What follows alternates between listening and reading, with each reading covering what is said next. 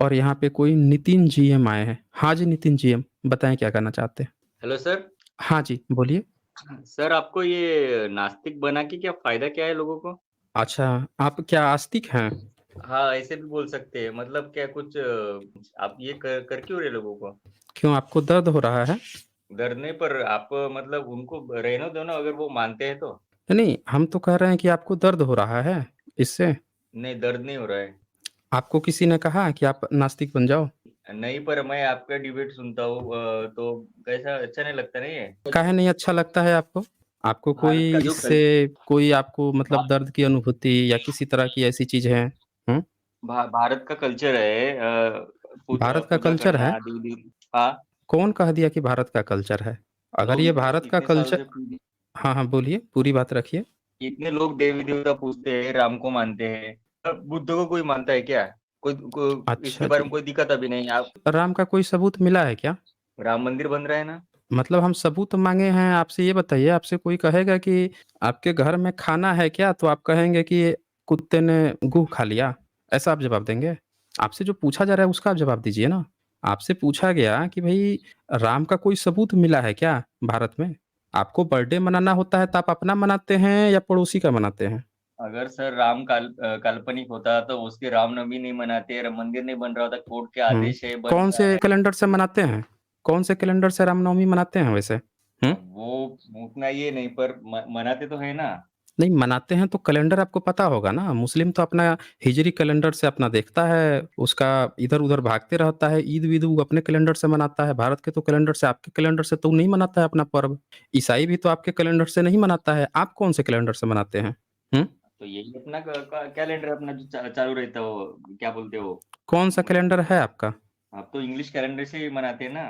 क्या क्या नाम है मुझे तो वो याद नहीं अब क्या बोलते हैं इसको। आप जो हैं रामनवमी कौन से कैलेंडर से मनाते हैं? अब वो नहीं जब आते हैं तो पता है कि ये तारीख को मनाते हैं है करके तो उस हिसाब से मनाते हैं। नहीं, देखें, आप आए थे यहाँ पे ये कहने के लिए कि नास्तिकता बनाने का। आस्तिक कहने का मतलब आप क्या होते हैं? अनपढ़ बनना, गँवार बनना, यही आस्तिकता होती है? हुँ? नहीं अस्तित्व अनपढ़ गवार कैसे हो सकते सर। तो आप यही तो है ना, आपको पता ही नहीं है कि कौन से कैलेंडर। यहाँ सब मुस्लिमों को भी पता है कि वो अपना हिजरी कैलेंडर से बनाते हैं अपना पर्व त्योहार। ईसाइयों को पता है कि अपने वो ईसाईयत कैलेंडर से, ग्रेगोरियन कैलेंडर से मनाते हैं। आप कौन से कैलेंडर से अपना पर्व त्योहार मनाते हैं, यही आपको नहीं पता है। तो इसको अनपढ़ गँवार ही तो कहा जाएगा ना कि आप चाहते हैं कि सब अनपढ़ गँवार बन के रहें, अपना धर्म, संस्कृति, कल्चर कुछ ना जानें, बस आप ब्राह्मण हैं। नहीं बोलिए, ब्राह्मण नहीं हूँ मैं। नहीं क्या हैं आप? मैं हिंदू हूँ। हिंदू में क्या है? हिंदू तो वर्ण व्यवस्था होती है ना, ब्राह्मण, क्षत्रिय, वैश्य, शूद्र जातियाँ होती हैं। कौन किसमें आते हैं हाँ आप? हाँ ओबीसी ओबीसी। तो ओबीसी में क्यों आते हैं भाई? हिंदू हैं तो ओबीसी में क्यों आते हैं? अदर बैकवर्ड क्लास अब बैकवर्ड क्यों हो गए हैं? हिंदू हैं तो सबको बराबर होना चाहिए ना, आपके ईश्वर ने आपको बैकवर्ड बना के भेज दिया क्या? हुँ? नहीं सर हिंदू में तो कोई अपने को लाभ मतलब कोई देता नहीं ना तो फिर तो ओबीसी यही कायदे से ही अधिकार चाहिए तो अपने को ओबीसी इसी हिसाब से लेना पड़ेगा ना। अरे तो लेना पड़ेगा लेकिन आपको कुछ पता ही नहीं है कि आप कैसे पिछड़ा बन गए हैं। आप जो हैं ईश्वर आप पर कृपा नहीं बरसाया क्या? आपके जो कह रहे हैं कि हिंदू, हिंदू में ईश्वर किसको धन-धान्य से खुश रखता है भाई? किस पर कृपा बरसाता है? किसको ऊँचा बना के रखता है भाई? ईश्वर तो आपके यहाँ अवतार लिया था हम सुने थे। राम काहे लिए जन्म लिए थे वैसे? हुँ? राम वो का राम जन्म काहे लिए हुआ था? मतलब लोगों का अच्छा हो जाए राम राज्य आए। कौन कह दिया कि राम का जन्म इसीलिए हुआ था कि राम राज्य आ जाए? तो सर अगर हुआ नहीं था तो कैसा आता ये राम राज्य। हाँ ये लोग अरे तो इतने ही क्यों यही करते हैं। अच्छा कैसे आपको राम के बारे में कैसे पता चला? राम के बारे में अपने कोई काम होता आपकी है। साउंड काहे कट रही है? हाँ हेलो हेलो। हाँ, अब ठीक है। राम का पता आपको, आपके लोगों को, भारत के लोगों को कैसे पता चला? राम कहाँ से आए हैं? सर उतना पता नहीं पर जैसे राम राम लेते हैं मतलब कुछ तो भी होगा ना। हुँ, राम नाम सत्य बोलिए। है जो भी शब्द है अरे तो मतलब कुछ होगा सत्य तभी। राम नाम सत्य है। सुनिए, आप केवल कितना पढ़ाई किए हैं आप? जी मैं 10वीं तक पढ़ा हूँ। उम्र कितनी है आपकी? मेरी उम्र अभी हुँ, 28 है ऐज 28। कितनी है? 28। पढ़ाई ज़्यादा नहीं किए हैं, यही ना? हाँ हाँ हाँ। लेकिन आपको इस बात का बहुत दिक्कत है, दुःख है, दर्द है कि कोई पढ़ लिख के जानकारी ना ले ले अपने धर्म का। मुसलमान नमाज़ पढ़ता है, देखे हैं ना उसको? नमाज़ पढ़ता है, हाँ अरबी, फ़ारसी में पता नहीं क्या-क्या पढ़ के चला आता है। आपको हाँ। मंत्र-वंत्र याद है अपने धर्म का? नहीं नहीं। नहीं है, उसके मैं यहाँ तो उतना जो ये नहीं अनपढ़ होता समझता। है, जो मज़दूरी करता है, जो पंचर बनाता है, वो भी अरबी फ़ारसी में जाके पढ़ाता है अरबी में नमाज़। आप तो 10वीं तक पढ़े हैं, फिर भी आपको अपना मंत्र नहीं है, तो आप चाहते हैं कि पूरे भारत का जितना समाज है बहुसंख्यक, सब अनपढ़ बन के रहे, पढ़ाई-लिखाई नहीं करे, ये सब सच्चाई नहीं जाने अपने धर्म ग्रंथ की। हुँ? सर ये सच्चाई तो मिलावट है ना सर ये। कौन हाँ, मिलावट कर दिया है भाई? आप अनपढ़ हैं, अब मिलावट कोई और कर दिया? आप तो अनपढ़ हैं ना? आप अनपढ़ सर हैं ना? आप मिलावट किए हैं? हमारे धर्म ग्रंथों मिलावट में आप किए मतलब हैं। आप सीधे-सीधे बताइए कि मिलावट आप किए हैं? नहीं, मैंने नहीं किया। आप नहीं किए, कौन किया है मिलावट? कोई हिंदू विरोधी, अरे हिंदू मुगल विरोधी अंग्रेजों। मिलावट करेगा, एक बात बताइए, आपने एक किताब लिखी और वो किताब हाँ, लिख के आपने आपके पूरे बिरादरी में वो किताब पढ़ी है, आप उसी चीज़ को पालन कर हुँ, रहे हैं। अब विदेश से एक हाँ, आदमी आया, उसको आपकी भाषा आती नहीं है। हुँ, उसने क्या किया उसने अपनी एक किताब अपने भाषा में लिख ली, ठीक है? हुँ, और उसने क्या किया, आपकी बातों को सही से नहीं समझा, अपने भाषा में उसने कुछ-कुछ अलग लिख लिया। तो मिलावट आपकी किताब में करेगा या वो लिखेगा उसमें करेगा? हाँ, जो लिख बताइए। रहा है उस वो वही समझो ना उसमें मिस करेगा। वो मिलावट। अपनी भाषा में जिस तरह से लिख रहा है, उसमें मिलावट हो गई ना, क्योंकि वो आपकी बात हाँ, को नहीं समझा, उसने गलती की। हाँ, तो आपकी किताब में कभी मिलावट नहीं होगी। भारत के कॉन्स्टिट्यूशन में मिलावट हो जाती है। पूरे दुनिया में अलग-अलग कॉन्स्टिट्यूशन है, लेकिन भारत में जब कोई संविधान संशोधन होता है, तो यहीं के लोग उसको संशोधित करके पारित करते हैं। विदेशी आके मिलावट कर देता है? नहीं। नहीं, यहाँ के लोग उसको उसमें संशोधन करते हैं, उसमें लिखते हैं, जो कुछ भी करते हैं, यहाँ के जो काम करते हैं। ये बताइए आप तो खेती-किसानी करते होंगे, गाय-दूध पालते हाँ, होंगे, पशुपालन करते होंगे, करते हैं ना? हाँ, हाँ। करते हैं ना? ये बताइए आपने मिलावट की है उसमें? अपने पशु में मिलावट कर दी? आप जो काम करते थे, खेती करते थे, उसमें मिलावट कर दिए कभी? हुँ? नहीं, नहीं, नहीं, नहीं किए। मतलब आपका जो काम दिया है आपके धर्म में कि खेती-किसानी करना, पशुपालन करना, उसमें आपने कोई मिलावट नहीं की। अच्छा, जिसको नहीं, आपने अछूत बना दिया, क्या उसने मिलावट कर दी? नहीं, नहीं, नहीं उसने तो उसने नहीं, नहीं वो की। जो कैसे कर सकता क्षत्रिय है? था जो क्षत्रिय का काम था लड़ाई धंधा, लड़ाई-वड़ाई करना, क्या उसने मिलावट कर दी, अपने लड़ने के काम में? नहीं, नहीं की। जो व्यापार करता था, उसने मिलावट कर दी? नहीं, वो भी नहीं कर सकता नहीं ना। की। यानी कि जितने जो आपके 4 वर्ण थे, चारों में से 3 वर्ण अपना काम ठीक-ठीक करते रहे। बस एक हाँ, चौथा जो सबसे दलिद्दर प्राणी था, जिसने ठेका लिया पढ़ने-लिखने का, वो आपको पट्टी पढ़ा रहा है कि उसने अपना काम सही से नहीं किया। एक ही काम लिया था पढ़ने-लिखने का, यही काम लिया था ना उसने? ठेका लिया था कि हाँ, पढ़ाई-लिखाई हम करेंगे। और उसने अपना काम हाँ, सही नहीं किया, परेशान आप हो रहे हैं। एक भ्रष्टाचारी का जिसने भ्रष्टाचार किया है, उसके लिए आप काहे परेशान हो रहे हैं? अरे उसने अपना काम जो लिया था, वो काम अपना ठीक से किया कि नहीं किया, वो जो भी कह रहा है उसकी गलती है ना। आपने किया नहीं, वैश्य ने किया नहीं, क्षत्रिय ने किया नहीं, अंत्यज लोगों ने किया नहीं, तो आप काहे परेशान हैं? जो भ्रष्टाचार किया है उसका साथ देंगे आप? भ्रष्टाचारियों का साथ देंगे आप? हुँ? नहीं सर फिर भी तो कैसा नहीं तो आप मतलब मुझे भ्रष्टाचारी काहे बन रहे हैं? एक पर भ्रष्टाचारी का जिसने अपना काम ठीक से नहीं किया, जिसने ठेका लिया था कि हमारा यही एक काम है कि हम लिखेंगे, आपने उसने किताब में लिखा है। आपके एक भी पूर्वज आज तक नहीं पढ़ाई कर पाए। वैश्य ने नहीं पढ़ाई किया और क्षत्रिय लोग भी आज तक एक किताब नहीं लिख पाए थे धर्म ग्रंथ का ना अनुवाद किए। क्यों? क्योंकि इन तीनों में से किसी को लिखने का अधिकार नहीं था। क्षत्रिय और वैश्य को पढ़ तो सकते थे, ब्राह्मण पढ़ा देगा, लेकिन लिखेगा सिर्फ ब्राह्मण ही। तो जिसने ठेका लिया था, अब उसने क्या लिखा, क्या नहीं लिखा और आपको तो ठेका दिया नहीं था।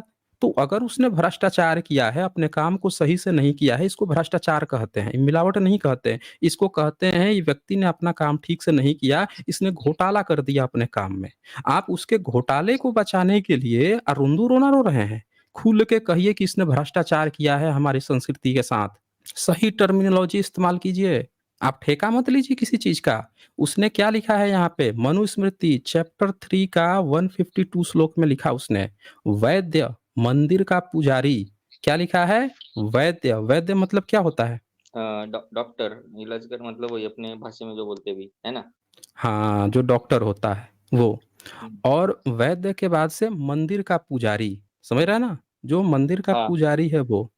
आगे नीचे क्या लिखा है? एक बार भी मांस बेचने वाला, यानी जो कोई भी अगर मांस बेचता है और व्यापार कर्म से जीने वाला और जो कोई भी व्यापार करता है, जैसे आप खेती गृहस्थी करते हैं, तो उसमें से कुछ सामान जब ज़्यादा होगा तो बेच भी देंगे, तो आप इन ब्राह्मणों को हव्य तथा कव्य में भोजन न करावें। तो ऐसे लोगों को जो चिकित्सक हो, जो मंदिर का पुजारी हो, उनको हव्य, हव्य मतलब यज्ञ हवन कराते हों, कव्य मतलब श्राद्ध, कभी भी हुँ। उनको आपको खाना नहीं खिलाना है। ये आपका धर्म ग्रंथ कह रहा है। और आप उसके घोटाले को, जो उसने अपना काम सही से नहीं किया, उसको बचाने के लिए आप रोंदू-रोना रो रहे हैं। धर्म बचाने का ठेका आपका था। आप तो अनपढ़ थे, गँवार थे, आज तक आपको पता भी नहीं है कि क्या है, क्या नहीं है। वो कह रहा है कि मंदिर के पुजारी को आपको खाना तक नहीं खिलाना है, उसको बुलाना तक नहीं है, आप मंदिर का जाके घंटा बजा रहे हैं। ये बताइए, वैद्य, चिकित्सक जो है, उसको आप खाना नहीं खिलाते हैं अपने घर में? बोलिए, हाँ, खिलाते हैं ना। खिलाते हैं ना? तो आप हाँ। ब्राह्मण धर्म के हैं कहाँ पे? हैं ही नहीं उसके धर्म के। उसका धर्म ग्रंथ जो उसने लिखा है, उसमें ना तो आप वैद्य को खिला सकते हैं, ना मंदिर के पुजारी को खिला सकते हैं। तो जब इनको खिला नहीं सकते, व्यापार करने वाले को नहीं खिला सकते, मांस जो बेच रहा है उसको नहीं खिला सकते, फिर आपका धर्म कहाँ है? ज़बरदस्ती आप जो हैं किसी के भ्रष्टाचार को आप अपना धर्म बना के बैठे हुए हैं। आपको नहीं लगता? आप आए थे ये कहने के लिए ना कि आप क्यों नास्तिक बनाना चाहते हैं। दरअसल आपके कहने का मतलब ये था कि क्या आप चाहते हैं कि लोग पढ़ लिख के सही से अपने कल्चर को जाने, या आप ही की तरह सब लोग अनपढ़ रहे जो धर्म ही नहीं जाने? एक बार भी ब्राह्मण ने आके आपको कभी डिफेंड किया कि हमारे ओबीसी भाइयों, हमारे एससी एसटी भाइयों, एक हो जाओ, और आज तक आपके यहाँ जो नौकरी नहीं मिलती थी, आपके बच्चों को जो पढ़ाई नहीं होती है यूनिवर्सिटी में, जो आपकी फ़ी वग़ैरह है, वो कम करा दी जाए, फ्री करा दिया जाए, फ्री एजुकेशन, क्योंकि हज़ार सालों तक आपको शिक्षा नहीं दी गई है। आप लोगों को सामाजिक रूप से नीचा कहा गया है, तो हम शर्मिंदा हैं। आज से आप सबको, हम सब एक होके आंदोलन करेंगे। हम इसकी डिमांड करेंगे कि आप लोगों को ये सारे हक-हकूक मिल जाए। ऐसा एक भी ब्राह्मण ने आपके लिए आवाज़ उठाई है? आपके हक अधिकार के लिए? बोलिए। तो याद याद नहीं है, ऐसा समझ में तो नहीं आया कि उठाई होंगी करके। नहीं देखा तो समझ नहीं में ऐसा आया। कुछ। अच्छा चलिए, हुँ। एक भी ब्राह्मण ने आपके लिए ऐसा कोई समाज में आंदोलन उठाया है कि जितने आप ओबीसी हैं ना, कि सारे ओबीसी जो हैं, उनके बच्चों को फ्री एजुकेशन दिया जाए? क्योंकि इतिहास में इनके बच्चे कोई धर्म ग्रंथ नहीं लिखे, क्योंकि पढ़ाई-लिखाई का तो ठेका हमने ले रखा था। तो हम इनके लिए फ्री एजुकेशन कर देते हैं, इनके बच्चों को नौकरी मिले, इसीलिए हम ब्राह्मण क्या करेंगे, आज के बाद से सारा सीट ओबीसी को दे देंगे, या हम जो है इनकी जनसंख्या के हिसाब से 80-90% सीट दे देंगे, 70% सीट दे देंगे। ऐसा कोई आंदोलन खड़ा किया ब्राह्मणों ने आपके लिए? नहीं, ऐसा तो नहीं किया। नहीं किया। लेकिन आप उसका घोटाला, कि उसने कह रखा है कि हम ही पढ़ाई-लिखाई करेंगे, और उसने क्या लिखा, क्या पढ़ा, क्या घोटाला किया, आप ज़रूर कूद गए उसको बचाने के लिए। हैं? कि मिलावट है, मिलावट है। आप काहे कूद के जा रहे हैं उसके घोटाले को बचाने के लिए, उसके भ्रष्टाचार को बचाने के लिए? उसने अपना काम सही से नहीं किया। आज ज़बरदस्ती इधर-उधर कर रहा है। एक कंपनी में 4 लोग हों, चारों को 4 काम सौंप दिया जाए। मालिक ही काम सौंपे, और मालिक अपना ही काम ठीक से न करे, घोटाला कर दे, जब जाँच हुआ पता चले तो लगे रोने, अरे किसी दूसरे ने ना मेरे काम में ना कुछ गड़बड़ कर दी थी, ये कर दी थी। तो बाकी के जो 3 लोग थे, वो तीनों जो है अपने मालिक को बचाना शुरू कर देंगे, कि भाई देखो आपका किसी दूसरे ने कर दी है, दूसरे ने कर दी है। अरे आप क्यों बचाएँगे? उसका काम था, अपना काम वो नहीं किया ठीक से, आप क्यों बचा रहे हैं? कहिए कि तू घोटालेबाज़ है, तूने अपना काम सही से नहीं किया है। आपको घोटालेबाज़ों को, आपको भ्रष्टाचारियों को भ्रष्टाचारी कहने में शर्म आती है? कूद गए बचाने के लिए, मिलावट है, कोई और कर दिया। अरे कोई और कौन करेगा? ठेका वो लिया था, कोई और कर दिया। आपको ठेका दिया जाए कि आपकी शादी हो गई, आपकी बीवी का ठेका आपके पास है, कल को रोने लगोगे? कोई और आके वो कर दिया, उसको दिक्कत कर दिया, ये कर दिया, वो कर दिया। अरे आपको ठेका मिला है, आप उसको सँभालोगे ना। तो जिसका जो ठेका है, जिसका जो काम है, वो खुद करेगा। आप कौन होते हो ज़बरदस्ती रोने-गाने वाले, दूसरे के ठेका का? मेरी बात समझ में आई आपको? हाँ, समझ आई तो कि रहा नहीं हूँ आई? सर। हाँ, हुँ? समझ रहा हूँ। समझ आई हुँ, ना? अब हुँ। बताइए कि आपने खेती गृहस्थी में जब आपको जो ठेका दिया था, जब एक बार भी आपको बचाने नहीं आया, आपके लिए एक काम कहने नहीं आया, और आप कूद के जा रहे हो, इसका मतलब ये है कि ऐसा कोई भी आपका धर्म नहीं था। ठीक है? पूरे हुँ, हुँ। वेद में कहीं कोई गणेश जैसा शब्द नहीं है, गज जैसा कोई शब्द नहीं है, हाथी जानता नहीं है वो, इंडस वैली सिविलाइजेशन में मिल रही है, बुद्धिस्ट के स्तूपों पे ये सारी चीज़ें मिल रही हैं। इसका मतलब कि आपका कल्चर आपको पता ही नहीं है। आप अपने कल्चर को जानिए, समझिए। आप क्या कीजिए कि यहाँ पे ना जितनी भी डिबेट्स होती हैं, यहाँ पे जितनी वीडियो बनती है, उनको एक बार देखिए, हुँ, सुनिए। ठीक है? और आप इसको समझिए, अगर कुछ कन्फ्यूज़न होता है आपको आगे कि ये चीज़ हमको नहीं समझ में आ रही है, आप आगे जुड़ के ज़रूर पूछ लीजिएगा, ठीक है? हाँ, ठीक हाँ आप तो जी। बरोबर कह रहे हैं। हाँ, बरोबर तो कह रहे हैं सर, फिर भी मतलब कोई अपन के मानते नहीं ना। हुँ। मतलब कैसे समझेंगे? अब इतने सालों से चलता आ रहा है। हाँ, नहीं, कुछ इन कितने साल से चलता आ रहा है? अंग्रेज़ आए हैं तो अदालतें खड़ी की। अंग्रेज़ों ने अदालत खड़ी की थी। ये तो बात आपको पता होगी, हाँ, वो तो सब ठीक समझ है? में आता है वो। तो अंग्रेज ने अदालत खड़ा की तो उन्होंने क्या नियम बनाया कि अब एडवोकेट्स जो हैं, जो एक्सपर्ट्स होंगे, वो लोग इन दोनों की बातों को न्यायालय में रखेंगे। यही कहा ना? हाँ, हाँ। मान लेते हैं कि कोई ऐसा व्यक्ति है जिसको अपनी बात भी रखने नहीं आता, वो निर्दोष है, लेकिन उसको अपनी बात ही रखने नहीं आता है।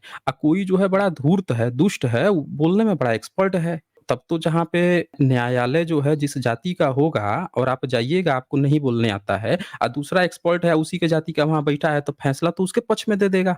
देगा कि नहीं हाँ, देगा? दे देगा हाँ, ना? तो पहले तो हाँ, यही होता था ना? होता था कि नहीं हाँ, होता हाँ। था? एक भी ब्राह्मण को आपने कभी सुना है कि उसको फांसी हुई हो अंग्रेजों के आने से पहले, उसको सजा हुई हो? नहीं, सिर्फ़ मैंने सुना था कि कौन था नंद कुमार करके वो नहीं क्या? कि उसको ही कुछ हुँ, हुआ था फांसी 1800 में। 1800 में हाँ, आपने सुना ना?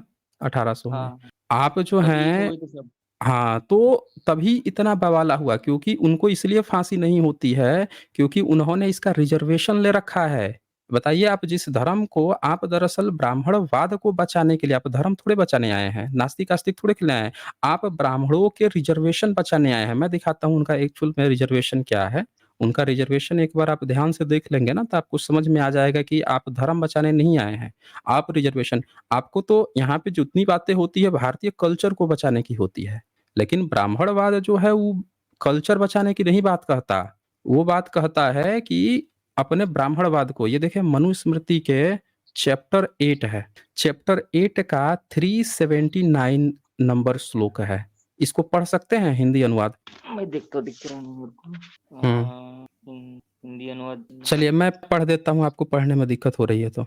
यहाँ लिखा है ब्राह्मण को प्राण दंड होने पर उसका हुँ, मुंडन करा देना ही उसका प्राण दंड होता है। मतलब ये किसी ब्राह्मण ने सॉरी। कोई बहुत बड़ी गलती कर दी, ऐसी गलती कर दी कि अब उसको प्राण दंड देना है, उसकी हत्या अब होनी है, तो उसका प्राण दंड क्या है? तो उसका सिर्फ सर का मुंडन करा दीजिए, चूड़ाकर्म तो करा दीजिए। तो सर चूड़ाकर्म समझते हैं ना? मुंडन करा देना। ये कौन-सा न्याय हो गया? मतलब अभी किसी का तुम हत्या कर दो, अपराध रेप कर दो तो मतलब ये हो गया मुंडन कराने से होता है क्या? हाँ, तो यही ब्राह्मणों का रिज़र्वेशन है उनके धर्म ग्रंथ में, जिसको आप बचाने के लिए धर्म समझ रहे हैं, वो आप अपना धर्म थोड़े पालन कर रहे हैं। आप ब्राह्मणों का जो आरक्षण उन्होंने ले रखा है कि वो चाहें जो कुकर्म कर दें, उनको कभी कुछ होगा ही नहीं। और सुनिए आगे, आगे भी तो सुनिए। तथा अन्य वर्णों, क्षत्रिय, वैश्य और शूद्र का प्राण नाश करना ही प्राण दंड होता है। लेकिन क्षत्रिय, वैश्य, शूद्र इन तीनों अगर वही काम कर दें, वही पाप कर दें तो उनका प्राण नाश यानी उनकी हत्या होगी तभी जाके प्राण दंड होता है। तो देख लीजिए अब इस भेदभाव को आप बचाने के लिए आप सोच रहे हैं कि आप अपना धर्म बचा रहे हैं। कि धर्म बचा रहे हैं, आस्तिकता-नास्तिकता बचा रहे हैं या ब्राह्मणवाद बचाने आए हैं? आपके लिए तो एक बार आया नहीं आगे कि आपके सारे ओबीसी को उनके जनसंख्या प्रतिशत के अनुसार जॉब मिल जाए। आपके जनसंख्या गणना का विरोध किसने किया था? उन सारे जातियों का पता लगाइए, कौन-कौन सी जातियाँ हैं जो सोशल मीडिया में सबसे ज़्यादा गाली देती हैं रिजर्वेशन आरक्षण को, ओबीसी के कास्ट सेंसस को, ओबीसी के रिजर्वेशन को, आप पता लगाइए आपको पता चल जाएगा। आपका धर्म नहीं बचा रहे हैं, आप उनकी जो ये रिजर्वेशन आरक्षण है उसको बचाने के लिए आप काम कर रहे हैं। आपका अपना रिजर्वेशन कभी साथ आया नहीं देने के लिए। ईडब्ल्यूएस रिजर्वेशन आया, सुदामा कोटा, नाम सुना है आपने? हाँ, ईडब्ल्यूएस सुना है 10% वाला वो ना? हाँ, 10% उसमें कितने लोगों की जान गई है जब लागू हुआ तो? तो उसमें मतलब उनके लोगों की तो नहीं गई होगी ना जब लागू हुआ तो? नहीं गई। अच्छा ओबीसी का जब रिजर्वेशन आने वाला था, तब कितने लोगों की जान गई थी? वो तो बहुत लोगों की जान जाती है, अब पता नहीं पर रिज़र्वेशन आंदोलन करते आप तो बहुत और जान सुनिए, जाती है ना। बिहार में कर्पूरी ठाकुर जब मुख्यमंत्री थे, उन्होंने पहली बार 19 साढ़े 19% रिजर्वेशन लेकर आए थे ओबीसी के लिए, तब उनकी सरकार गिरा दी गई थी। और नारा लगा था कि किसकी माँ क्या मतलब उनकी माता तक को गाली दी गई थी इतना, ऐसे नारे लगाए गए थे। सोच लीजिए, जो मैं नारा बोल भी नहीं सकता, ऐसे गंदे-गंदे नारे लगाए गए थे। तो इतिहास ज़रा ठीक से पढ़िए। मंडल कमीशन जब लागू हुआ, जिसमें ओबीसी का रिज़र्वेशन आया, तो फिर से सरकार गिर गई। समझ रहे हैं ना? मतलब देश की सरकार गिर जाती हैं, राज्य की सरकारें गिर जाती हैं, जब ओबीसी के हक अधिकार की बात आती है तो। लेकिन ईडब्ल्यूएस रिज़र्वेशन आया, जो सो कॉल्ड जिनकी संख्या मुट्ठी भर है, उनके लिए रिज़र्वेशन आया, तो न किसी की जान गई और न किसी की सरकार गिरी। सुना आपने कभी? नहीं, पर सर ये हो है तो कौन लोग मतलब अब ये बताइए, सुनिए नितिन जीएम, अब एक बात बताइए कि ओबीसी की तो संख्या 50, 60, 65% है ना? बिहार में तो आया तो 63% आया है, 63-64%। तो हाँ, 60% तो कम से कम होगा ना भारत में। तो 60% हाँ, जिनकी जनसंख्या है, उसके हक अधिकार की बात आती है। एससी एसटी जो हैं, उनकी भी संख्या 30% है ही। 90% के करीब एससी एसटी ओबीसी हैं ही। अब एक बात बताइए, वो लोग तो हमेशा ओबीसी के साथ खड़े रहते हैं कि भैया आप भी चलो, ये रिजर्वेशन लो, हम तो आपके साथ खड़े हैं। आप अपना हक अधिकार लो, हम आपके साथ खड़े हैं। हमेशा उनके लिए फाइट करते आए हैं। लेकिन आपके हक अधिकार के लिए कितने ब्राह्मण आगे आए हैं भाई, कि चलो ओबीसी भाइयों, हम आपको हक अधिकार ओबीसी कोटा दिलवाते हैं, जनसंख्या गणना करवाते हैं, आपके जनसंख्या के हिसाब से हक हकूक देते हैं, आपके बच्चों के लिए फ्री एजुकेशन देते हैं। एक भी कोई आया है? बोलिए। नहीं, ऐसा तो तो दिखा हम नहीं सर। कैसे, तो आप आस्तिकता नास्तिकता में कहाँ फंसे हैं? तो बोलिए। सर आपके फिर घर में खाने के लिए, आपके घर में, आपके पड़ोस में आपके लोगों के खाने के लिए 2 रोटी नहीं होगी। बताइए, आप 10वीं पढ़ाई करके छोड़ दिए। आपकी उम्र भी आपने बताई 28 साल। बताइए, आपको जो है कम से कम ग्रेजुएशन तो कर ही लेना चाहिए था। आखिर क्या कारण रहा होगा कि आपको पढ़ाई छोड़नी पड़ गई? कभी सोचा है आपने? हाँ, का मतलब काम की वजह से करना पड़ा घर में काम थोड़ा की सा। वजह से। लेकिन आप जितने जाके देखिए, जितने जो पीएचडी कर रहे हैं, उनके घर में इतने पैसे हैं कि वो बच्चा जो है पहले ग्रेजुएशन कर लेगा, पोस्ट ग्रेजुएशन कर लेगा, एमफिल कर लेगा, पीएचडी कर लेगा, तब भी उसको दिक्कत नहीं है। उनके घर में इतनी पैसे की दिक्कत नहीं है। आपके घर में पैसे की भी दिक्कत है। तो इतनी सारी चीज़ें नहीं मिल रही हैं, और फिर भी आपको जो चीज़ चाहिए उसकी डिमांड नहीं कर रहे हैं, उसको सपोर्ट करने वो नहीं आ रहा, और उसका ब्राह्मणवाद बचाने आप आ रहे हैं। अभी मैंने आपको एक श्लोक पढ़ाया, 300 379। चलिए ये पढ़िए तो राजा 380 और 381। राजा समस्त ये वाला ना? राजा समस्त पाप करने वाले भी ब्राह्मण का वध कभी न करे, किंतु संपूर्ण घर के है ना अक्षत शरीर वाले औसत क्या है वो? उस कंस में ब्राह्मण को राज्य से निर्वासित कर दे। निर्वासित कर दे। अब देखें ये क्या कहता है? ये कहता है, राजा समस्त पाप करने वाले भी ब्राह्मण का वध कभी न करे। मतलब समस्त पाप, आप तो हैं ओबीसी में, मान लेते हैं कि किसी ओबीसी के घर में बहू बेटी को कोई ब्राह्मण छेड़ दिया, कुछ गलत कर दिया, उनके साथ कुछ गलत कर दिया, जमीन छीन ली, भ्रष्टाचार कर दिया, मार कुछ भी कर दिया, एक्स वाई जेड, और आपका ये सो कॉल्ड ब्राह्मण राज लागू है, राम राज लागू है, आपका मनुस्मृति राज लागू है, मनु के नियम लागू हैं, तब तो आपको न्याय कहाँ से मिलेगा भाई? आप तो आ गए हैं धर्म बचाने उसका। आप कह रहे थे कि बुद्ध को कौन मानता है, तो आपका तो ये धर्म रहेगा। बुद्ध में तो समानता की बात है ना, वो तो सबको बराबर की बात कर रहे थे, लेकिन आपको तो ये वाला धर्म चाहिए। अब इसमें लिखा है कि राजा समस्त पाप करने वाले भी ब्राह्मण का वध कभी न करे। बिल्किस बानो का रेप हुआ था ना रेप? हाँ, हाँ, हाँ। गर्भवती थी तब भी उसका बलात्कार किया था, जेल भी हुई थी। अब बताइए, ऐसा कोई कर्म करे या मनुस्मृति राज लागू रहे, तब तो क्या उसका कभी कुछ होगा उसका? बोलिए। ये तो कह रहा है कि समस्त पाप करने के बाद भी कभी वध न करे, और ऊपर लिखा था कि क्षत्रिय वैश्य शूद्र पे तो हो जाएगा, उनको तो प्राणदंड होगा, इसका तो सिर्फ बाल मुड़ाएगा। तो यही लिखा था ना मतलब ऊपर। मतलब हाँ, सब सब वही मतलब असली आरक्षण इनको ही है, छूट है ये हाँ, करने अब का काम। सही शब्द इस्तेमाल किए हैं कि ये धर्म नहीं, ये ब्राह्मणवादियों का, ब्राह्मणों का ये आरक्षण है। ये धर्म नहीं है, उनका आरक्षण है। हम लोगों का कल्चर ज़मीन से निकल रहा है ना। आप जिस गाँव में रहते होंगे, जिस कस्बे में रहते होंगे, जिस शहर में रहते होंगे, वहाँ हाँ, पता लगाइएगा, खुदाई होगी ना, तो ज़मीन के हाँ, नीचे से बुद्धिस्टों के प्रमाण निकलेंगे, सबूत निकल रहे होंगे।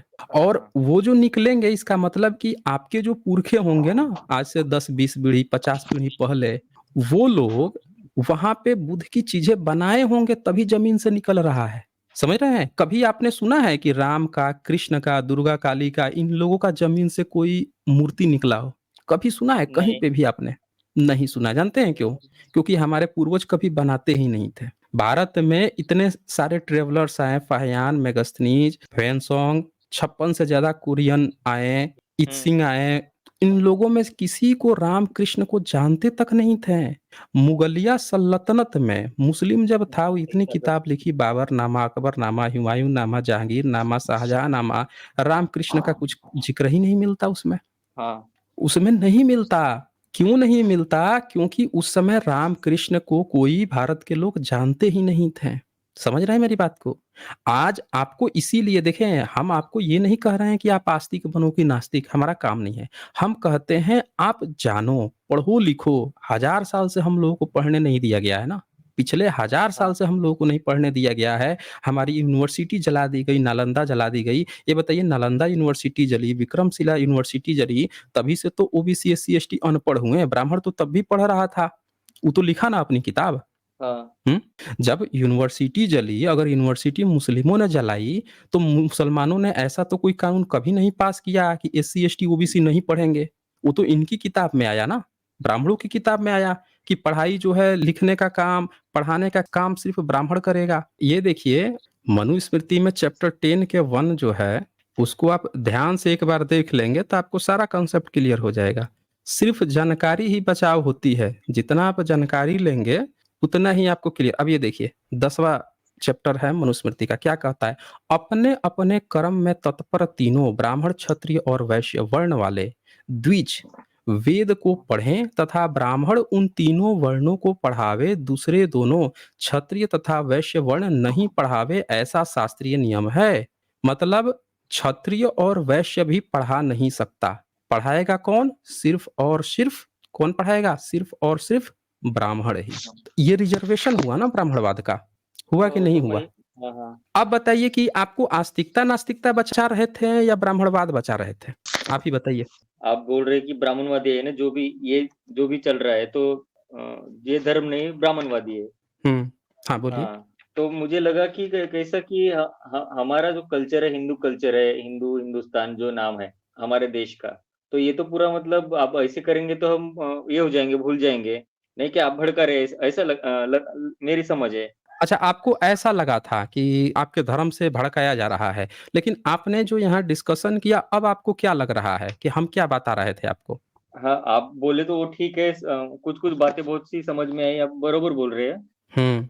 अच्छा, एक बात हाँ। बताइए, ये जो यहाँ पे लिखा है कि अपने-अपने कर्म में तत्पर तीनों वर्ण वाले में से सिर्फ़ ब्राह्मण पढ़ावे, यही लिखा है ना मनुस्मृति में? ब्राह्मण ही पढ़ावे, तो हुँ। ब्राह्मण को जब पढ़ाने की बात मनुस्मृति में मनु ने जब ये नियम बना रखा था, तो ब्राह्मणों ने पिछले 1000 साल में एससी, एसटी, ओबीसी को पढ़ाया क्यों नहीं? बताइए आप हमें। उसने क्षत्रिय और वैश्य को तो सटा लिया, लेकिन ओबीसी, एससी, एसटी को पढ़ाया क्यों नहीं? हमारे पूर्वज क्यों अशिक्षित थे? बताइए। पढ़ने नहीं दिए इसलिए शिक्षित यही हो गया ना। तो कहीं लिखा है उसने कि शूद्र को पढ़ाना है? बोलिए। तो वो न अच्छा वो तो नहीं पढ़ा है तो नहीं, और वो भी फ़ेमस है, ढोल गवार शूद्र पशु नारी ताड़न के अधिकारी। हाँ, वो नहीं, वो तो बस। है ही है, लेकिन हम एक बात पूछ रहे हैं, ये बताइए, पूजा-पाठ तो आप खूब किए, आपका ईश्वर कभी आपसे मिलने आया कि भई हम आपको कोई किताब दे देते हैं, तुम आज से पढ़ाई-लिखाई करना? मुस्लिमों के लिए तो अल्लाह दे गया, ईसाइयत के लिए जीसस दे गए, आपके लिए कोई आया? ब्राह्मणों के लिए तो चलो मनु दे गए, उनके जो देवी-देवता जो भी उसका दे गया, उसके लिए कर गया, आपकी भलाई के लिए तो कोई ईश्वर भी नहीं आया। आपके लिए भी तो कोई आता ना, पूरे ओबीसी, एससी, एसटी समाज के लिए भी तो कोई आता, कोई ईश्वर आ जाता, वो आके किताब दे जाता कि चलो वो सब नहीं अधिकार दे रहा है, हम अधिकार दे रहे हैं, तुम पढ़ना-लिखना यहाँ पे ये करना, कुछ तो देता, बोलिए? देता कि नहीं देता? हाँ, कोई ऐसा ईश्वर हाँ। अवतार लेता कि नहीं आता? आया कोई ईश्वर? नहीं, आया तो नहीं, सिर्फ़ टीवी में नहीं देखा। आया ना। टीवी में देखा, टीवी में आपने देखा, वो भी उसका डायरेक्टर, उसके फाइनेंसर, वो सारी मीडिया उन लोगों की है। हम पूछ रहे हैं कि जब कोई ईश्वर हमारे पास नहीं आया, हमारे हक अधिकार की मानने के लिए, तो हमारा ईश्वर कहाँ हुआ? हमारा कहाँ हुआ? आपके दुःख दर्द में आपको अगर कोई पूछे ही ना, आपका कोई रिश्तेदार ना पूछे, आपके गाँव-जवार वाले नहीं पूछे, आपके दोस्त सगे-संबंधी नहीं पूछे, जब भी आप बीमार पड़े, आप कुछ भी पड़े, आपको कोई पूछे ही ना, तो वो रिश्ता चल पाएगा? बोलिए? नहीं। नहीं चल पाता ना। आप कैसे उस ईश्वर की पूजा की बात आप हमसे कह रहे थे कि आप क्यों नास्तिक बोल रहे हैं, हम लोगों को ये होना चाहिए, हम लोगों को वो होना चाहिए, आप क्यों ऐसा बोल रहे थे? हुँ? जो मत ईश्वर हम हज़ार साल से अनपढ़ थे, हमारी यूनिवर्सिटी जला दी गई, तब उसके मन में एक बार नहीं हुआ कि आके चलें और हमें क्या कहानी पढ़ाई गई थी? हमें यही कहानी पढ़ाई गई थी ना कि एक हाथी को एक मगरमच्छ गया पकड़ने तो ईश्वर अवतार लेके आ गए बचाने के लिए। एक कछुआ जो है आके नीचे पहाड़ के नीचे पहाड़ को रोक लिया, मंथन हो रहा था तो ईश्वर आ गए थे अवतार लेने के लिए। कंस जो है आतंक मचा दिया था तो कृष्ण आ गए थे अवतार लेने के लिए। राम जो है रावण के आतंक को मारने के लिए आ गए थे अवतार लेने। अरे भाई सबके लिए सब करके चले गए, हमारे लिए कब कौन किया? हमारे लिए भी कोई ईश्वर नहीं आया। और जब नहीं आया तो आप किस मुँह से आ गए थे ईश्वर को बचाने के लिए? सोचिए, सर ईश्वर को मतलब बचाने आप किस मुँह से फिर आ गए थे? मतलब हमारा धर्म एक एक ही है ना, हम हिंदू है इसलिए हमारे देवी देवता है नहीं, तो आप हिंदू हैं यह बात आपको किसने बताया है? हिंदू है, मतलब हम हमारे जो है पिताजी, माँ, दादा दादी ये पूजा पाठ करते ही है ना। पूजा पाठ करते हैं, कब से करते हैं? सवाल सबसे अहम ये है कब से करते हैं? तो आप भी पूजा पाठ करने जाते हैं, एक ब्राह्मण क्षत्रिय वैसे भी पूजा पाठ करने गया, चारों लोग गए। लेकिन एक के पूजा करने से एक का घर भर गया, एक को खूब समाज में उन्नति मिल रही है, खूब समाज में मान-सम्मान मिल रहा है, एक को तो खूब रईसी मिल रही है, ज़मीन हुकूक मिल रहे हैं और उसका पूरा राज्य क कारोबार उसका आगे बढ़ गया, एक का व्यापार पर व्यापार मिल गया, धनी बन गया और आप भी पूजा पाठ कर रहे हैं और आपके घर में कुछ आ ही नहीं रहा है, आप गरीब के गरीब हैं, आपको पढ़ाई तक छोड़ देनी पड़ रही है, आपके पास पैसा नहीं है कि बच्चों को एजुकेशन दे सके, इतनी ज़मीन नहीं है कि आप भी हेक्टेयर के हेक्टेयर ज़मीन में फसल लहलहा के लोगों को बेच सकें, खाने के लाले पड़े हैं, मुश्किल से घर चलता है। तो वही भगवान की पूजा करने से 3 के तो पेट बड़े अच्छे से भरते आए, आप ही के क्यों नहीं भरे भाई? अगर ईश्वर है तो? अब वही वाला ईश्वर आपका है तो? वही वाला ईश्वर अगर आपका है तो आपको भी उतना बराबर देना चाहिए था, आप में ऐसी कौन-सी कमी रह गई भाई? ईश्वर के 4 आँख है क्या? चारों को 4 तरह से देखता है क्या? बोलिए। वो भी ठीक है, आप बोल रहे हो। अच्छा ठीक बोल रहा हूँ, बताइए। अब हाँ, ज़रा तो मतलब सोचिए, ईश्वर के लिए, मतलब एक अपन माँ के लिए चारों बेटा बराबर होता है ना? हाँ, हुँ? तो जब चारों बेटा मतलब बराबर होता है, तो ऐसा अन्याय हम लोगों के साथ काहे किया भाई ईश्वर? इसका मतलब कि हमको जो ईश्वर बताया गया है, वो सही वाला ईश्वर नहीं है, वो गलत वाला ईश्वर है। वो है ही नहीं रॉन्ग दरअसल। नंबर रॉन्ग नंबर है। रॉन्ग नंबर है। अब समझ में आया है, अब सही बात आप इस्तेमाल किए हैं रॉन्ग नंबर। अब बताइए, अब भी कोई कन्फ्यूज़न हो तो बताइए फिर? नहीं, कन्फ्यूज़न नहीं, आप मतलब इतनी अच्छी तरह से समझा रहे जैसे अपन मुझे हिंदी में थोड़ा प्रॉब्लम होता है, मैं मराठी वैसे। अच्छा। अच्छा जी। हाँ। तो मतलब जैसे समझाया गया है जैसे आप टीवी में देख के पोथी पुराने बाबा लोग ये बताते कथावाचक ये नहीं क्या, तो अपन ते हुँ, हुँ। सुने नहीं। ऐसा अब पढ़ाई तो करते नहीं। हुँ, हुँ। हाँ, मतलब एक किताबी में यही बात मैं कह रहा हूँ कि आप जितनी पढ़ाई करेंगे, जितनी बातें देखें ज्ञान कहीं से जहाँ से मिल रहा है वहाँ से ले लीजिए। आपको कोई भी ये नहीं कह रहा है ना कि हम आपके भारत के कल्चर से असली कल्चर से जोड़ने की बात कर रहे हैं। अब आपको मान लीजिए कि ये मूर्ति आपको देखने को मिली, मैं ये शेयर करता हूँ, ये देखिएगा ध्यान से। ये मूर्ति आप ये सील देखिए, ये दिख रहा है आपको सील? हाँ। ये भारत की सबसे पुरानी एक ऐसी आप कहते हैं शिल्प कला है जिसमें एक फीमेल यहाँ पे हैं और दोनों तरफ से हाथी हैं। दिख रहा है दोनों तरफ हाथी? एक मिनट। अब ऐसी ही फ़ोटो आपको आजकल बना के फ़ोटोशॉप से ऐसी दिखाई जाएगी कि बीच में एक माताजी बैठी हैं, दोनों तरफ से हाथी, लेकिन उनको कहा जाएगा ये धन की लक्ष्मी हैं। हाँ, हाँ, हाँ। ठीक है? अब आप उनकी पूजा भी करोगे, घर में फ़ोटो लेके आओगे, करोगे ना पूजा? करते हैं ना लक्ष्मी पूजा, दिवाली-विवाली के दिन किसी-किसी दिन तो करते हैं। लेकिन सवाल ये है कि आपकी सच्चाई जब आपको ये पता चले कि ये जो आपको दिया गया है, ये तो अभी किसी ने बनाया है, ये तो हमारे इतिहास में सबसे पुराना मिला है, लेकिन वो तो बुद्धिस्ट के स्तूप पे था, भरहूत स्तूप पे था। ईसा से भी 200 साल पहले का था जिस समय जीसस का नहीं जन्म हुआ था, मुहम्मद का नहीं जन्म हुआ था, उन लोगों से भी पहले ईसा से भी 200 साल पहले के बने हुए हैं। भारत के हमारे पुरखे जो हैं ऐसा बनाए हैं ये तो हमारे बुद्धिज़्म की परंपरा थी। जब आपको इस तरह से कुछ चीज़ें दिखेंगी तब आप क्या कहेंगे? अब कहें अभी आप शुरू में क्या कहे थे बुद्ध को कौन मानता है? लेकिन जब आपको पता चले कि जो चीज़ पूजा कर रहे हो वो तो बुद्धिज़्म का ही हिस्सा है, बुद्ध का ही है, तब आप क्या करेंगे? बोलिए? अब आप कैसे इनकार करेंगे कि एक्चुअल में ये जो चीज़ें हैं ये किसका है? कैसे इनकार करेंगे बताइए? ये तो अपनी है ना। अपनी है, लेकिन अपनी है तो जिस पे होनी चाहिए किस पे है? प्रतिकर्म किए गए। मंदिर पे है या बुद्धिस्ट के स्तूप पे है? अभी बाबरी मस्जिद जो थी, बाबरी मस्जिद को तोड़ के क्या कहा गया कि ये हिंदू मंदिर है, यही कहा गया ना? हाँ, क्योंकि क्या कहा गया कि यहाँ पे कुछ मुस्लिम से पहले भी कोई स्ट्रक्चर था, यही कहा गया ना? कुछ तो था हाँ, मुस्लिम से भी पहले हम लोगों का।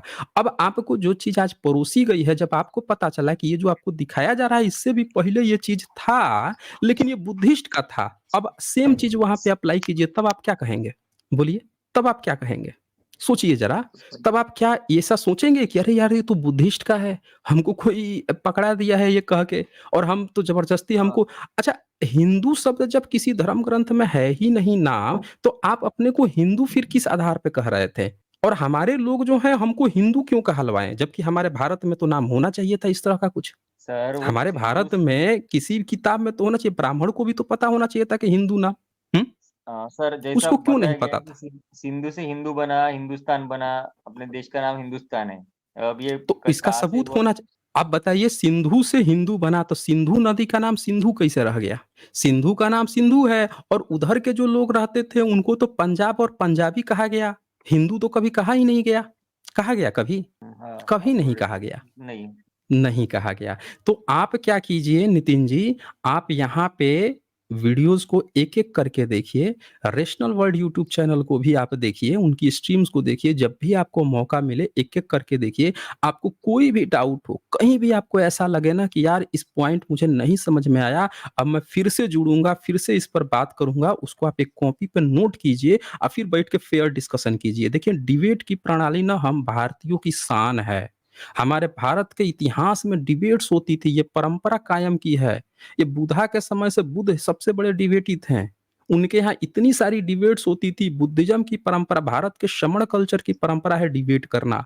जो डिबेट नहीं करता है ना, भागता है ना, वो हमारी परंपरा नहीं, अब्राहमिक रिलीजन के लोग हैं वो। वो अब्राहमिक रिलीजन के हैं जहाँ पे सर तन से जुदा की बात की जाती है। अरे कैसे बात कर दिया ईश्वर पे, अरे इसने इस निंदा कर दी इसने। ये हम लोगों की परंपरा, हमारे यहाँ डिबेट्स होती हैं भाई। खुल के डिबेट्स होती हैं, खुल के चर्चा होती हैं।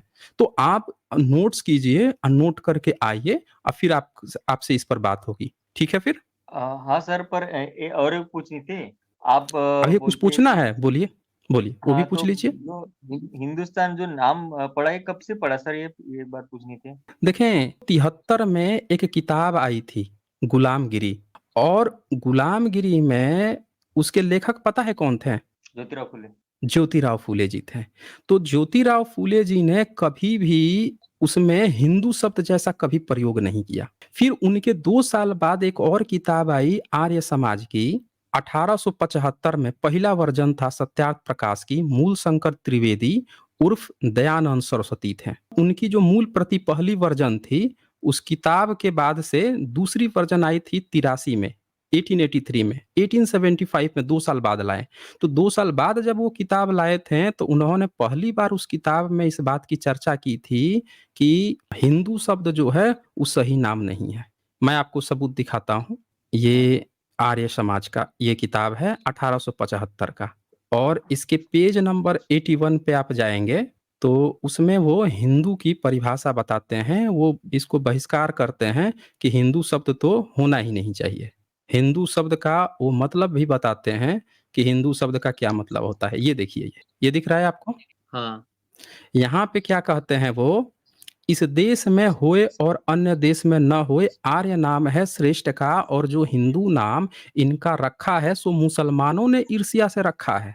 1873 में गुलामगिरी में भारतीय समाज के सबसे बड़े समाज सुधारक ज्योतिराव फूले जी ने कभी नहीं हिंदू नाम लिया, और 2 साल बाद 1875 में जो किताब आती है, वो भी क्या कह रहे हैं कि जो हमको हिंदू कहने की कोशिश कर रहे हैं, वो मुसलमान कह रहे हैं, ईर्ष्या करते हैं हम लोगों से।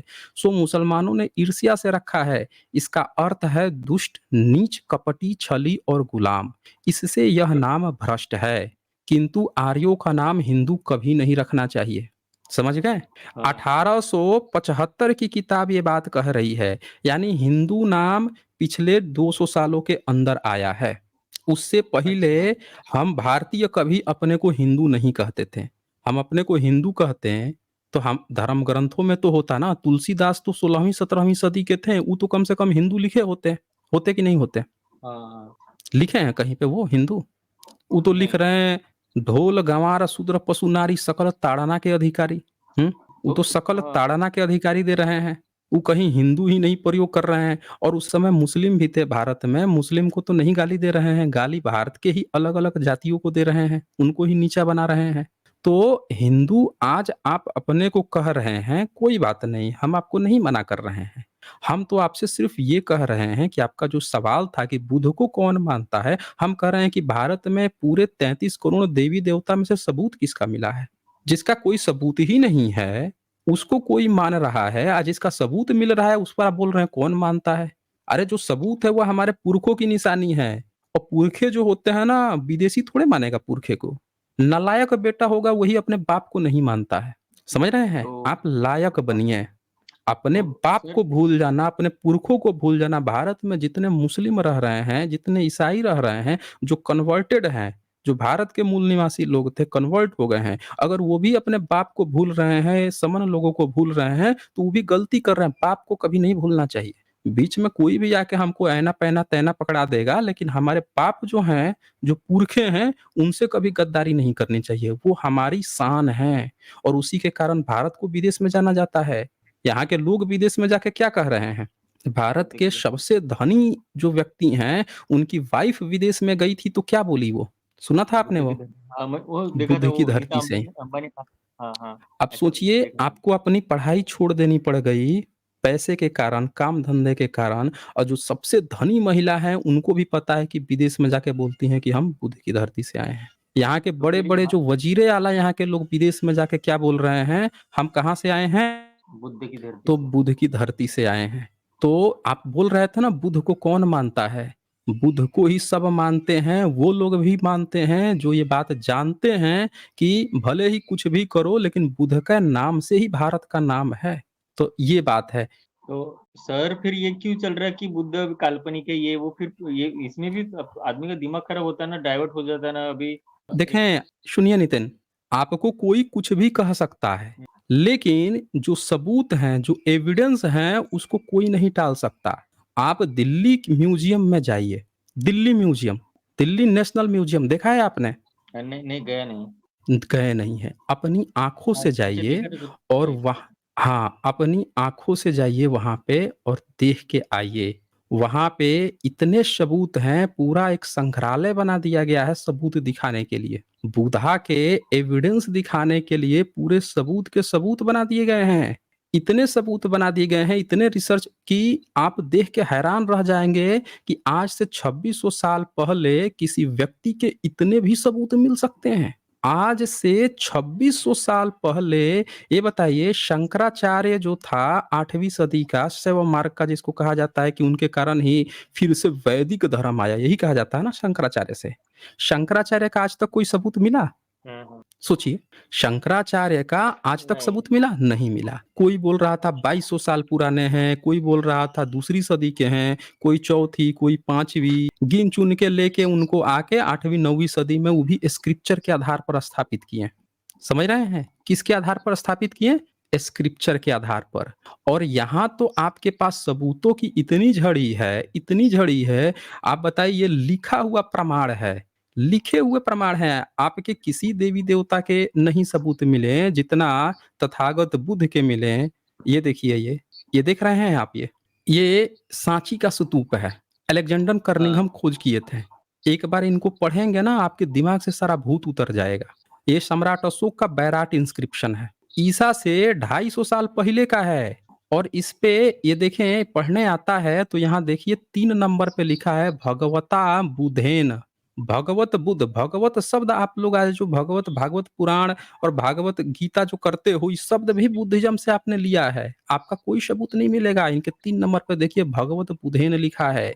2 नंबर देखिए, यहाँ पे लिखा है विदिते वे भंते आवतके हमा बुद्धसी धर्मसी संघसी। बुद्धम शरणम गच्छामि, धम्मम शरणं गच्छामि, संघं शरणम गच्छामि। ये शब्द तक उस समय लिखा हुआ मिलता है।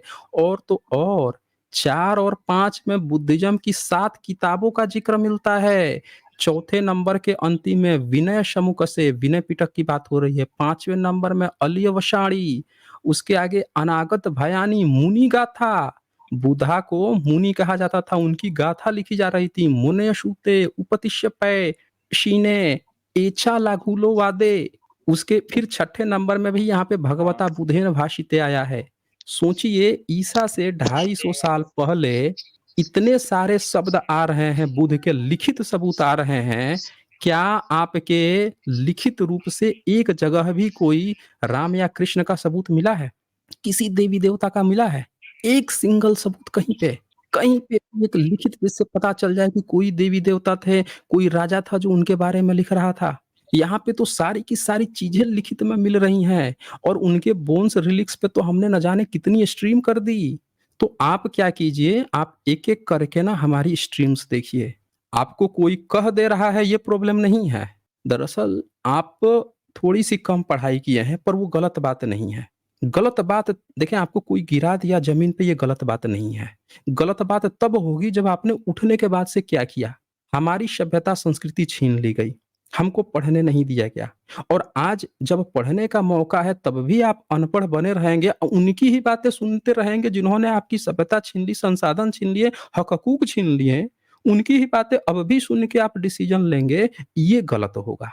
अब आप क्या कीजिए, सही जगह से, सही रिसोर्सेज़ से पढ़िए। पढ़ नहीं सकते? स्ट्रीम्स देखिए, यहाँ की डिबेट्स देखिए, यहाँ की प्रेज़ेंटेशंस देखिए, अब फिर तय कीजिए, फिर आइएगा, अगली बार आपको मैं लूँगा। ठीक है? चलें फिर।